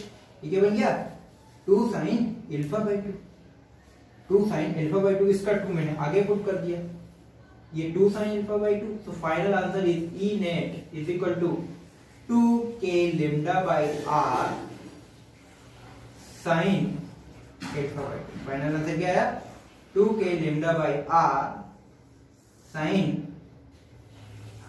Alpha by 2, 2k lambda by r sine alpha by 2। यहां से बच्चों आप क्या कर सकते हो, अब ये जो जनरल केस है, अगर आपको हेमिस्फीयर दे दे तो भी आप सोल्व कर सकते हो, सेमी सर्कल दे दे तो भी कर सकते हो, क्वार्ट सर्कल दे दे तो भी आप कर सकते हो। कैसे उसको सोल्व करते हैं, फिलहाल आप इतना करो, electric field net electric field is equal to ये due to any angle due to any arc of any angle alpha, calculate करो। ये फाइनल रिजल्ट अपन यहाँ पे लिख लेते हैं, आगे अपन सोल्व करने वाले हैं। जनरल केसेस यूज करेंगे अभी, इसके जनरल केस। ओके बच्चों, अब बात करते हैं इसी रिंग की कुछ एग्जांपल्स की, कि अगर आपको आर्क में पूरा एक हेमी सर्कल दे दिया, सॉरी सेमी सर्कल दे दिया जाए, कैसे, जैसे केस नंबर 1 डालो,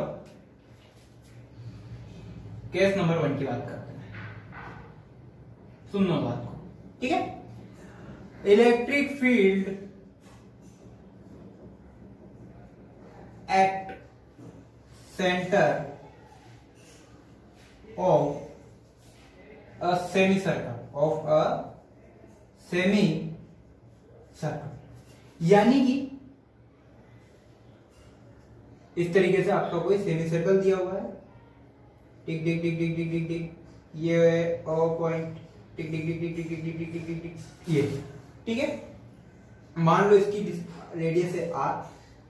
अब बच्चों आपके पास वो क्या कहना चाहता है कि जो at any centre of a semi circle, यानी कि यहां पर जो है आपको अल्फा कितना मिल गया 180, अल्फा को टोटल कितना मिल गया 180 डिग्री। ये जो अल्फा था, अब मैंने क्या किया, इसको एक्सप्रेस है, इसको और टेंस करके करके करता करता करता करता इस अल्फा को कितना इंक्रीज कर दिया, पूरा 180 इंक्रीज कर दिया। सो 180 रखो, ई नेट निकालो, 2k lambda upon r sign alpha by 2, alpha यानी कि 180 बाई 2 बोले तो साइन 90, 180 बाई 2 बोले तो साइन 90, साइन 90 की वैल्यू 1। तो electric field, net electric field कितना आ गया 2k lambda by r, net electric field कितना आ गया 2k लेमडा बाई r। खत्म, खत्म, लोचा ही खत्म, ठीक है। नेक्स्ट, अगर चलो सेमी सर्कल ना देखे, क्वार्ट सर्कल दे दे, कैसे ले भाई, वो भी ले तू। देख case number 2, she she she she she she she she she, ये अब कैसे दे दे, ऐसे दे दे,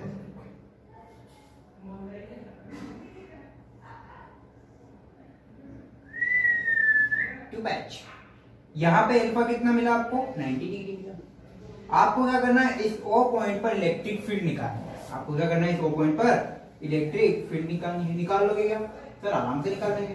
अल्फा की जगह क्या रखोगे 90, यानी कि यहां पर क्या रखोगे 90 बाई 2 रखो। Net electric field 2k lambda by r sine 90 by 2। इसको सोल्व करोगे क्या बनेगा, net electric field is equal to 2k lambda by r sine 45 degree. और साइन 45 की वैल्यू आपको पता है कितनी होती है, √2 या 1/√2, सॉरी 1/√2। तो net electric field 2k lambda by r 1/√2। Solve करो, net electric field is equal to √2 से 2 कितनी times, √2 times k lambda by r. खत्म। मुझे ये वेक्टर हटा दो यहां से, है ना, मैंने गलती से वेक्टर लगा दिया है। डायरेक्शन का तो क्या है, पॉजिटिव चार्ज है इसलिए सेंटर से दूर जाएगी। पॉजिटिव चार्ज है तो इलेक्ट्रिक फील्ड इंटेंसिटी क्या होगी, दूर जाएगी, सेंटर से दूर। और अगर नेगेटिव हो तो सेंटर की तरफ, तो उसमें क्या दिक्कत है यार। ठीक है, ये क्या हो गया, अरे भाई यहाँ पे प्लस प्लस प्लस प्लस है। प्लस का मतलब क्या है, डीई जो इलेक्ट्रिक फील्ड है वो दूर जा रहा है। इलेक्ट्रिक फील्ड क्या है, सेंटर से दूर जा रहा है। नेगेटिव होता तो इलेक्ट्रिक फील्ड क्या होता, इस तरफ आ रहा होता, यानी कि सेंटर की तरफ आ रहा होता। खत्म, उनके दिक्कत है यार, है ना। ये केस 1 और ये केस 2 दोनों जनरल केसेस है, कॉपी करो। नेक्स्ट बात करते हैं रिंग की, आते हैं अपने मुद्दे पर बोर्ड के हिसाब से।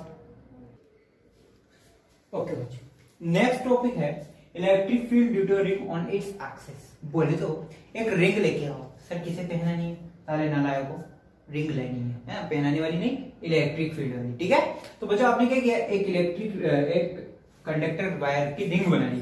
पहले क्या, आपने वायर लिया, वायर को थोड़ा सा टिल्ट किया, आर्क बनाया। अब आर्क को कंप्लीट करके एक रिंग बना दी। अब बड़े मेहनती आप हो, है ना, मुझे पता है वो तो, ठीक है। खैर इस रिंग पर मान लो क्यू चार्ज डिस्ट्रीब्यूटेड किया, जिसकी लीनियर चार्ज डेंसिटी लेमडा है, so lambda is equal to, simple सा सबसे पहली बात तो मेरे तो भिड़ते ही दिमाग में ये आती है कि अगर मैं कहीं पर भी, अगर मैं सपोज कहीं पर भी इसके एक छोटा सा पार्टिकल कट करता हूं dq, तो उसकी लेंथ रहेगा dl, और dq को फिर मैं आगे चल के लेमडा इंटू dl लिखने वाला हूं। ये तो मेरे पास फिक्स है, ये तो मैं हर एक लीनियर चार्ज डेंसिटी वाले क्वेश्चन में ये वाला चीज करने वाला हूं। ठीक है, लेकिन बच्चों यहां पर आपको ये चीज करने की जरूरत नहीं पड़ेगी। ठीक है, फिर भी चलो हमने अपने अकॉर्डिंग लिख ली। ठीक है, अब होगा क्या, उसने आपसे कहा कि एक आर रेडियस की एक रिंग है, तो उस पर आपने प्लस क्यू चार्ज डिस्ट्रीब्यूटेड किया है। सर माइनस नहीं कर, माइनस कर ले यार, माइनस कर ले। अभी चार्ज इलेक्ट्रिक फील्ड से दूर जाएगा, अब इलेक्ट्रिक फील्ड माइनस कर लेगा तो इलेक्ट्रिक फील्ड से पास आएगा, क्या दिक्कत है। सो रिंग के सेंटर पॉइंट से, रिंग के ये जो सेंटर दिख रहा है ना आपको, जहां पर आपकी फिंगर जाएगी, ओ सर आप बस याद मत दिलाओ, उसकी वैलेंटाइन डे भी जा चुका है। सो इस रिंग के सेंटर से स्मॉल x डिस्टेंस पर एक प्यारा सा पॉइंट है P, और प्यारा सा P for point, P for P point. तो एक प्यारा सा छोटा सा पॉइंट है P, इस पर आपको, इस पर जितनी भी जद्दोजहद जुल्म सितम हुए हैं उसे आपको हिसाब निकालना है। बोले तो उस पर आपको इलेक्ट्रिक फील्ड कैलकुलेट करनी, कर लोगे क्या? हाँ कर लेंगे सर। चलो स्टार्ट किया जाए। किया जाए बच्चों, मान, अरे हाँ एक्सिस पे करना है। एक्सिस पे करना है मतलब उसके सेंटर से निकलने वाली लाइन, उसके सेंटर से मान लो ये कोई भी लाइन है, इसके इस वाले पॉइंट को मान सेंटर मानते हुए मैंने इस तरीके से एक रिंग बनाई, इस तरीके से एक रिंग बना ली। सबसे बड़ी एग्जांपल साइकिल का पहिया। साइकिल की जो रिम है, रिम यानी कि जहां से आपका साइकिल कनेक्टेड है उस रिम से, वो रिम वाला जो पहिया होता है उससे बिल्कुल एक एक्सिस है ना, उससे बिल्कुल वो वाली जो है उसकी एक्सिस, उस एक्सिस को सेंटर मानते हुए आपने क्या किया, एक रिंग डिजाइन करते हैं। तो उस रिंग के उस एक्सिस पर आपको क्या निकालना है, इलेक्ट्रिक फील्ड निकालना। ये पी पॉइंट कहाँ है, यहाँ है, और ये ओ पॉइंट कहाँ है, यहाँ। ये ओ पॉइंट कहाँ है, यहाँ पे, और ये पी पॉइंट इसके लास्ट कॉर्नर पर है। तो आपने इस ओ पॉइंट को सेंटर मानते हुए यहाँ पर एक रिंग डिजाइन करी है इस तरीके से, है ना। और इस रिंग की वजह से, रिंग के किसी भी पॉइंट की वजह से आपको क्या निकालना है, इस पी पॉइंट पर एक इलेक्ट्रिक फील्ड निकालना है। कर लोगे, कर रहे हैं आप बच्चों। जो भी वो आप छोटा पार्टिकल लोगे, छोटा बच्चा, छोटा चेतन, छोटा चेतन, मान लो यहाँ पे खच खच खच खच खच खच खच डीक्यू लेके नाम से, डीक्यू के नाम से एक क्या किया आपने, छोटा चेतन काट दिया। अब इस छोटा चेतन को इस पॉइंट पी पॉइंट से मिलाओ जरा। छोटा चेतन जा तो रहे, पी पॉइंट पे जा रहे, पी पॉइंट से मिलाया, मानो ये एंगल थीटा है। कितना है, थीटा है। अब इसकी वजह से इस पी पॉइंट पे इलेक्ट्रिक फील्ड किधर होगा भाई, इसकी वजह से इस पर जो इलेक्ट्रिक फील्ड होगा वो इस तरीके से होगा, क्यों, डीई होगा। इसका अगर इसको आगे बढ़ाऊं तो इसकी वजह से ये क्रॉस एंगल है तो ये भी थीटा होगा, ये भी थीटा होगा, इसका ये वाला कंपोनेंट डीई cos थीटा होगा और दूसरा कंपोनेंट डीई sin थीटा होगा। बाप रे बाप रे बाप, ये दूसरा कंपोनेंट डीई sin थीटा होगा। क्या यहाँ पर कैंसल आउट होने की संभावना है? बिल्कुल है। ऐसा ही कंपोनेंट तू डीक्यू यहाँ भी लेके देख, तू डीक्यू यहाँ भी लेके देख, यहाँ भी लेगा, हाँ लूंगा मैं तो दूंगा, इसको इससे मिलाएगा तो इसकी वजह से डीई इधर आएगा। ये वाला एंगल थीटा है तो ये वाला एंगल भी थीटा होगा। इसकी वजह से एक हॉरिजॉन्टल कंपोनेंट वापस डी cos थीटा इधर आएगा और डी sin थीटा बिल्कुल ऊपर जाएगा। तो ये वाला डी sin थीटा इस डी sin थीटा को कैंसल आउट कर देगा, यानी कि d sin theta will cancel out due to mirror component, due to mirror component. Mirror component का मतलब बिल्कुल इसके जैसा लेकिन अपोजिट डायरेक्शन, बिल्कुल डी sin थीटा लेकिन अपोजिट डायरेक्शन में। तो डी sin थीटा तो काम तमाम हो गया। अगर इसका काम तमाम हो गया तो इसकी लास्ट का पंचनामा किया जाए, बिल्कुल किया जाए। अगर लास्ट का पंचनामा किया जाए तो net electric field on point P is given bye D cos theta. हाँ ये तो सही है। अच्छा डी cos थीटा, डी की वैल्यू बताओ जरा क्या होगी, KQ अपॉन R। डी की वैल्यू ये मान लो यहाँ से यहाँ की डिस्टेंस आपने R ले ली, ठीक है मेरे यार, okay sir. So DE is equal to K DQ upon R square, K into DQ upon R square. जरा आप जरा सोल्व करो, खुद सोल्व करो एक बार। DQ रखो, DE की वैल्यू रखो, ओके हो गया। चलो वैल्यू पुट करते हैं ना। Net electric field is equal to DE की जगह रखो K D Q upon are square, D Q upon are square dot cos theta. अब यहाँ पे थोड़ा सा सिंपल आउट देखो, के कांस्टेंट है पक्का पता है, आर स्क्वायर बच्चों ये आर जो है ये कांस्टेंट है, क्यों? क्योंकि आपने पूरा कंप्लीट सर्कल लिया, ये आपको इस तरीके से इलिप्टिकल फॉर्म में दिख रही है, तो चंदा मामा की शेप में दिख रही है? शिव जी की तीसरी आंख की शेप में दिख रही है, बट ये ऐसा है नहीं, ये मैंने इसमें बनाई है इसलिए आपको। बट क्या होगी, रिंग क्या होगी, बिल्कुल एक स्क्वायर होगी, यानी कि उसके हर एक पॉइंट से है। अब ये जो डीक्यू लिया हुआ है बच्चों मैंने, ये कहां लिया हुआ है, इस तरीके से लिया हुआ है, उसकी सरफेस पे, उसकी सर्कमफेरेंस पे लिया हुआ है। चाहे मैं डीक्यू यहां लूं, चाहे मैं डीक्यू यहां लूं, चाहे मैं यहां लूं, चाहे मैं यहां लूं, चाहे जहां मेरी मर्जी हो, वहां से ये स्मॉल आर हमेशा फिक्स। हाँ ये तो फिक्स, अगर स्मॉल आर फिक्स तो ये थीटा भी फिक्स, हाँ ये भी फिक्स, यानी कि आर स्क्वायर भी फिक्स और थीटा फिक्स, तो कोस थीटा भी फिक्स, यानी कि ये सब क्या हो गया आपस में कांस्टेंट हो गए, ये सब क्या हो गए कांस्टेंट हो गए। सो के भी कांस्टेंट बाहर निकाल दो, आर स्क्वायर भी कांस्टेंट, इसको भी बाहर निकालो, कोस थीटा भी कांस्टेंट, ये भी बाहर निकालो, और ये लिख दो डी क्यू। नहीं समझ में? देख इस तरीके से तेरी पूरी रिंग है ना, ये बिल्कुल ऐसे क्या पूरी रिंग है। अब मैंने इसको क्या किया, प्लेन में बनाया है, इसको इस तरीके से प्लेन में बनाया, तो मुझे इस तरीके शिव जी की तीसरी आंख के फॉर्म में बनाना पड़ा है ना। तो बच्चों होगा क्या कि अब होगा कि मैं इसको कहीं भी कंपोनेंट काटूं, जैसे ये डीक्यू यहां लिया, ये रहा, अगर मैं यहां लेता ये डीक्यू तो कैसा दिखता, अभी अगर मान लो ये डीक्यू कंपोनेंट मैं यहां ऐसे कट करता, तो मुझे तो इस तरीके से दिख रहा है कि यार अगर इसको मैं ऐसे मिलाऊंगा तो एंगल भी कम होगा और डिस्टेंस भी कम होगी, यानी कि थीटा और आर दोनों आपस में चेंज होंगे। बट इसको थोड़ा सा और अब यहां से खड़े होकर देखो, ऐसे ऐसे देखना, बिल्कुल ऐसे देखना, यानी कि अगर ये वाला डीक्यू कंपोनेंट यहां लूं तो क्या चेंज होगा, सुनना, सुन सुन सुन सुन सुन सुन सुन सुन सुन सुन सुन सुन मेरे बाबा सुन सुन सुन सुन प्यार की धुन सुन सुन सुन सुन, ये डीक्यू कंपोनेंट, ठीक है। अब ये सीन ऐसा है कुछ कि इस सेंटर से निकलती हुई एक एक्सिस है, ये आपकी रिंग है, इस पॉइंट पर आपको इलेक्ट्रिक फील्ड कैलकुलेट करना है। ये वाला डीक्यू कंपोनेंट वो आपने लिया हुआ है, ठीक है, और ये वाली डिस्टेंस आर है, ये ब्लू मार्कर क्या है, आर डिस्टेंस, और यहां से यहां तक का एंगल थीटा, ठीक है सर। अब मान लो ये वाला कंपोनेंट मैंने यहां लिया, अब जरा बताओ इसमें मैंने क्या किया, इसको थोड़ा सा घुमा दिया बस, तो आर चेंज हुआ नहीं हुआ, क्या थीटा चेंज हुआ नहीं हुआ। इसी तरीके से मैं पूरी रिंग पर कहीं पर भी कंपोनेंट लूं, क्या आर चेंज होगा? नहीं होगा। क्या थीटा चेंज होगा? नहीं होगा। वो तो शेप इस तरीके से बनाई हुई है ताकि अपने ऐसा फील हो रहा है कि चीज है। तो आर और थीटा तो चीज कांस्टेंट है, तो ये बाहर निकाल दिया, तो K cos theta upon are square हो गया। अब डीक्यू, अगर इस छोटे से चार्ज को डीक्यू, तो इस टोटल चार्ज कितना है? Small Q. टोटल चार्ज कितना है? Small Q. तो फाइनल आंसर क्या आ जाएगा? K upon are square cos theta into Q. भाई इतना सा चार्ज डी क्यू, तो टोटल रिंग पर कितना चार्ज है? क्यू। खत्म भाई।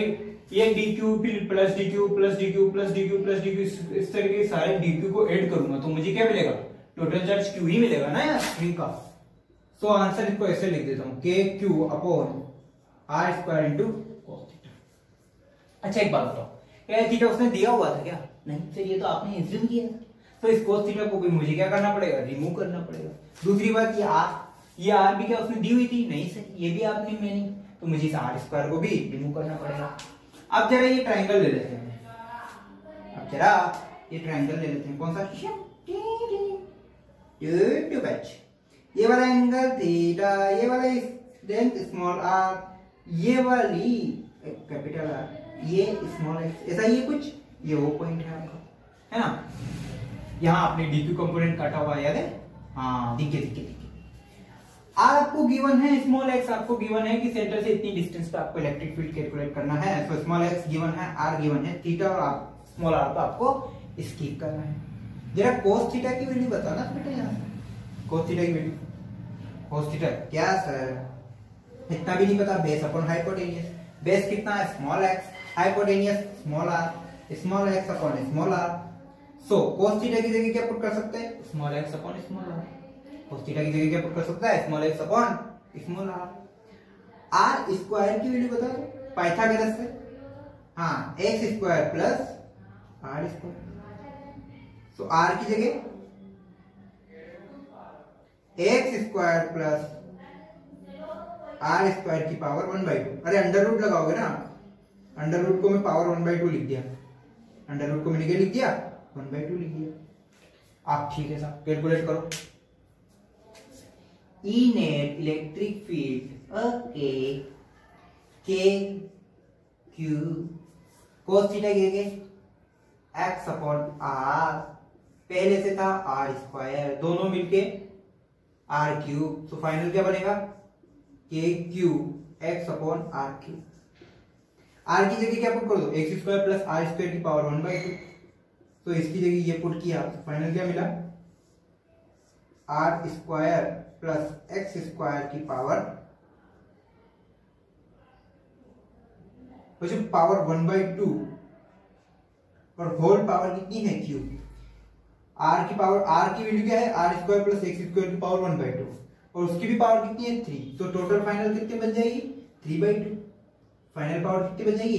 3/2। So net electric field due to a ring on its axis is given by, net electric field due to a ring on its axis is given by kq x upon r square plus x square की power 3/2। ये है ring का खेल, ये है आपका board का वो डेरिवेशन जो बहुत आपसे पूछा जाता है और आपको करना आना चाहिए। यहाँ तो कॉपी करो, इसकी जनरल केस इसके साथ छेड़खानी और करते हैं, कॉपी करो यहाँ पर। ओके बच्चों, सो रिंग की वजह से इस पी पॉइंट पर net electric field given is E net is equal to के Q x upon are square plus x square की होल पावर 3/2। ये वो डेरिवेशन है जो डायरेक्टली एग्जाम में पूछा जाता है, बोर्ड एग्जाम में। या तो आपसे डायरेक्टली इसका डेरिवेशन पूछ करवा लेगा, कर दोगे आराम से, कोई दिक्कत नहीं, बहुत ही इजी तरीके से समझा दिया गया है। या फिर इसी से रिलेटेड कुछ न्यूमेरिकल दे देगा, छोटी मोटी छेड़खानी करके इससे न्यूमेरिकल दे देगा। अब अपन इसके साथ और क्या छेड़खानी कर सकते हैं? सुनना बात को बच्चों, हम क्या सोचते हैं, अगर मैंने आपको याद है, मैंने आपको बताया था सिमेट्रिक इलेक्ट्रिक फील्ड, याद है?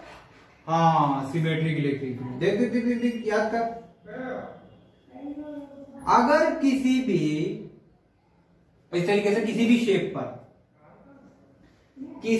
शेप पर एक सेम चार्ज सिमेट्रिक वे में डिस्ट्रीब्यूटेड है, तो उस पर उसके सेंटर पॉइंट पर नेट इलेक्ट्रिक फील्ड क्या होगा? 0। याद कर, बहुत सारे क्वेश्चन तो ऐसे थे, एक स्क्वायर वाला था, यहाँ पे प्लस क्यू, यहाँ पे प्लस क्यू, यहाँ पे प्लस क्यू, चारों कोनों पर प्लस क्यू रखा, तो उसके सेंटर पॉइंट पर इस चारों चार्जेस की वजह से नेट इलेक्ट्रिक फील्ड कितना था? 0। इसकी जगह अगर ट्राइंगल ले लेगा तो तीनों कॉर्नर पर प्लस क्यू चार्जेस है, तो उसकी वजह से सेंटर पर नेट इलेक्ट्रिक फील्ड 0। हाँ, ये तो सर बात है। अब अगर मैं बात करूं रिंग की, कि रिंग के सेंटर पर नेट इलेक्ट्रिक फील्ड कितना होना चाहिए? 0। भाई ये रिंग ही तो है, तो रिंग के सेंटर पर नेट इलेक्ट्रिक फील्ड कितना होना चाहिए? 0। ये तो थ्योरी से हो गया, इस फॉर्मूला की वजह से पुट करते हैं। ठीक है, तो केस नंबर 1 डील करेंगे हम इसका। केस नंबर फर्स्ट की बात करते हैं। Electric field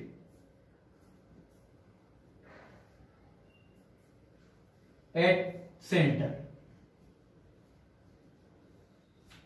electric field at centre O, electric field at centre O. देखिए सेंटर के लिए केस ऑक्यूपाई करो, सेंटर के लिए क्या केस ऑक्यूपाई हो सकता है? ओके, अब सेंटर पर क्या होगा बच्चों? पहले में कहा था पी पॉइंट में, पी पॉइंट पे फॉर्मूला ये वाला है। अब देख, अब धीरे धीरे पास आता गया,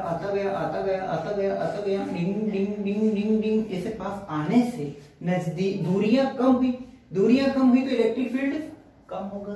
जैसे जैसे जैसे जैसे जैसे जैसे सेम यहाँ आया, सेंटर पे आया, तो सेंटर पे x इक्वल टू 0, सेंटर पे x इक्वल टू 0। तो अगर मैं ऐसा कहूं कि x centre small x equal to 0, यहां फॉर्मूला रखा हुआ है, सो नेट इलेक्ट्रिक फील्ड भी क्या हो जाएगा? 0। तो सेंटर पर नेट इलेक्ट्रिक फील्ड 0 आए। भाई फॉर्मूला में x इक्वल टू 0 पुट करके तो देख कितना आंसर आना चाहिए? x 0 तो पूरी टर्म 0 हो जाएगी यार, खत्म। ठीक है, तो net electric field 0। Second case बात करते हैं। सेकंड केस में क्या करेंगे हम? मान लो बच्चों, सेकंड केस के लिए बात करते हैं। मानते रहो तुम कि x जो है बहुत बड़ा है। x क्या है? बहुत बड़ा है। x is more greater then r, यानी कि अगर r मान लो 10 सेंटीमीटर रेडियस की सर्कुलर रिंग है, 10 सेंटीमीटर रेडियस की सर्कुलर रिंग है, और उसके सेंटर से 100 किलोमीटर दूर आपने इलेक्ट्रिक फील्ड कैलकुलेट करना है। 100 किलोमीटर दूर कोई पॉइंट लिया और वहां पे आपको इलेक्ट्रिक फील्ड कैलकुलेट करना है। देखो रेडियस 10 सेंटीमीटर और डिस्टेंस 100 किलोमीटर। 10 सेंटीमीटर के कंपैरिजन में 100 किलोमीटर बहुत नेग्लिजिबल है। इस तरीके से कि जो पॉइंट जहां आपको कैलकुलेट करना है वो काफी डिस्टेंस पर है, और जो उसके कंपैरिजन में जो रेडियस है सर्कुलर रिंग की वो बहुत कम है। तो अगर ऐसा सीन है, अब आप कर दो एक्स स्क्वायर, तो X square is more greater than R square, यानी कि एक्स स्क्वायर क्या हो जाएगी? बहुत बड़ा हो जाएगा। यानी कि कुल मिला के कहने का मतलब यह है कि आर स्क्वायर क्या है? नालायक है। आर स्क्वायर क्या है? नालायक है। और जो नालायक है उसको किसके इक्वल पुट कर दो? 0 के इक्वल पुट कर दो। 0 के इक्वल पुट करके देखो जरा, E net is equal to के Q x upon are square plus 0। R square sorry गलती ये थोड़ा सा लोचा हुआ। X square plus 0, R square को किसके पुट कर दिया? 0 के इक्वल पुट कर दिया। अगर ऐसा है और 0 की पावर 3/2, इसको सोल्व करो तो फाइनल क्या बन जाएगा? एक्स स्क्वायर की पावर 3/2। ये 2 से 2 कट, तो फाइनल क्या आया? के क्यू एक्स अपॉन एक्स, 2 से 2 कट, तो एक्स की पावर कितनी बच गई? क्यू। एक्स की पावर एक्स से एक्स की पावर क्यूब कट, तो फाइनली नेट इलेक्ट्रिक फील्ड कितना रहा आपके पास? के Q upon x square. Net electric field कितना रहा? के क्यू अपॉन एक्स स्क्वायर। अरे सर ये तो वही कौन सा भाई? पॉइंट चार्ज की वजह से नेट इलेक्ट्रिक फील्ड। ऑब्वियसली बात है, मैंने तेरे को क्या बताया था? कितना ही बड़ा चार्ज हो वो पॉइंट चार्ज के फॉर्म में कंसीडर किया जा सकता है, बशर्ते उसकी जो रेडियस है यानी उसकी जो साइज है वो उस डिस्टेंस के कंपैरिजन में बहुत कम हो। याद कर, मैंने 10 सेंटीमीटर की रेडियस की फुटबॉल ली और 100 किलोमीटर पर बच्चे को, स्टूडेंट को भेजा था। तो वहां से जब वो बच्चा उस फुटबॉल को देख रहा था तो उसे क्या लग रही थी, फुटबॉल एक पॉइंट साइज की लग रही थी। सेम केस यहाँ पे हो गया। तो बहुत दूर जब तू चला जाएगा 100 किलोमीटर पर, और मैं रेडियस 10 सेंटीमीटर लेके बैठा हूं, तो 100 किलोमीटर से मैं तुझे दिखाई तो दे रहा हूं, लेकिन किस शेप में, पॉइंट साइज की शेप में।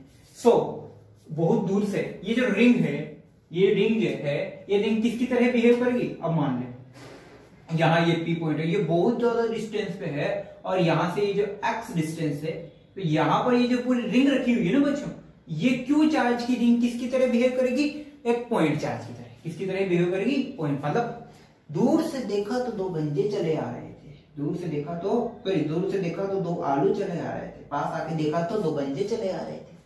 वो वाली बात है कि दूर से देखा तो पॉइंट चार्ज नजर आ रहा था, पास आके देखा तो एक रिंग नजर आ रही थी। दूर से देखा तो पॉइंट चार्ज नजर आ रहा था, पास आके देखे तो एक रिंग नजर आ रही थी। एक्चुअली तो थी रिंग, लेकिन दूर से मुझे क्या नजर आ रही थी, पॉइंट चार्ज नजर आ रही थी। तो पॉइंट चार्ज की वजह से तो मेरे पास इलेक्ट्रिक फील्ड निकालने का सिर्फ एक ही फॉर्मूला है सर, आपने बताया था k/x², वही आ गया। यानी कि दूर पर एक डिस्टेंस पर ये जो सर्कुलर रिंग है, ये किसकी तरह बिहेव करेगी, पॉइंट चार्ज की तरह बिहेव करेगी। Next part case 3। अच्छा, इतनी दूर दूर दूर दूर दूरियां बढ़ती बढ़ती बढ़ती इंफिनिटी चली गई, यानी कि बहुत दूर चली गई, यानी कि बहुत दूर चली गई। इंफिनिटी पे क्या होगा भाई, अगर दूरियां बढ़ते बढ़ते बढ़ते बढ़ते बढ़ते बढ़ते बढ़ते बढ़ते बढ़ते बढ़ते क्या हो जाए, ये जो दूरियां बढ़ते बढ़ते कितनी हो जाए, x टेंड्स टू इंफिनिटी। तो अच्छे से पता है कि अगर x टेंड्स टू इंफिनिटी तो इलेक्ट्रिक फील्ड कितना हो जाएगा, 0। ये तो सबको पता है कि सर इंफिनिटी पे इलेक्ट्रिक फील्ड कितना होता है, 0 होता है। ये तो सार्वभौमिक सत्य है, यूनिवर्सल ट्रूथ है। सो इंफिनिटी पे इलेक्ट्रिक फील्ड कितना होता है, 0 होता है। अगर इसका ग्राफ बनाने को बोलूं तो कैसा बन जाएगा, पहले तो देख, पहले तो क्या थी, 0, सेंटर पे भी क्या थी, 0, और इंफिनिटी पे भी क्या थी, 0। यानी कि जो रहा सहा केस है वो कहां है, 0 और इंफिनिटी के बीच। यानी कि इलेक्ट्रिक फील्ड की जो चलेगी वो कहां तक चलेगी, 0 से, सेंटर से लेके इंफिनिटी। सेंटर पर भी नहीं चलेगी, सॉरी सेंटर पर भी नहीं चलेगी, और इंफिनिटी पे भी इलेक्ट्रिक फील्ड की नहीं चलेगी। कहां चलेगी, सेंटर और इंफिनिटी के बीच में, सेंटर और इंफिनिटी के बीच में चलेगी। यानी ये सेंटर और यहाँ पे कहीं पे इंफिनिटी है, सेंटर और इंफिनिटी के बीच में चलेगी। तो जो इलेक्ट्रिक फील्ड जो है वो वेरी कहां से कहां करेगा, इंफिनिटी से सेंटर के बीच में करेगा, इंफिनिटी से सेंटर के बीच में। अगर ग्राफ बनाऊं मैं, ये ई के बीच में, ये डिस्टेंस के बीच में, तो 0 पर भी, जब डिस्टेंस 0 तो इलेक्ट्रिक फील्ड भी 0, और जब जब जब तेरी याद आएगी तेरी गलियों से गुजरा, और जब कहीं पे डिस्टेंस इंफिनिटी है, डिस्टेंस इंफिनिटी है, तो इलेक्ट्रिक फील्ड भी 0। यानी कि बीच में कहां होगा, एक पॉइंट आएगा जब मैक्सिमम होगा k/x², और बाकी इस तरीके से पिकअप होगा। यानी कि जो ग्राफ है वो कुछ मिला मत देना इसको, ये जो डिस्टेंस वाली एक्सिस है इसको इंफिनिटी, इसको इलेक्ट्रिक फील्ड के ग्राफ से मिला मत देना, गोली मारूंगा फोन में तुझको। सो k/x² एक ऐसा पॉइंट आएगा जहां पे क्या होगी, इलेक्ट्रिक फील्ड मैक्सिमम होगी। यहाँ पे क्या होगा, इलेक्ट्रिक फील्ड मैक्सिमम होगी, कितनी, k/x²। ठीक है, तो ये ग्राफ का, अगर ग्राफ बनाना चाहो तो बना लो, ये ना कर दी। तो बच्चों ये था आपके हिसाब से बोर्ड के लिए, बोर्ड के हिसाब से देखो या कंपटीशन एग्जाम के हिसाब से देखो तो इंपॉर्टेंट टॉपिक है electric field due to a circular ring. ठीक है, तो डेरिवेशन में आपसे यहां तक पूछ सकता है, डेरिवेशन में आपसे जनरल केसेस करवा सकता है। डेरिवेशन नहीं जमा, बीवी से लड़ाई हुई, वो स्पेशल केसेस दे देगा, आपको स्पेशल केस बना देगा, कोई दिक्कत वाली बात नहीं है। तो बच्चों आज के लिए अपन यही डिस्कस करते हैं। We will meet in the next topic which is electric flux. तो इलेक्ट्रिक फ्लक्स में हम बात करेंगे नेक्स्ट लेक्चर में, तब तक के लिए आज की क्लास डिसमिस करते हैं।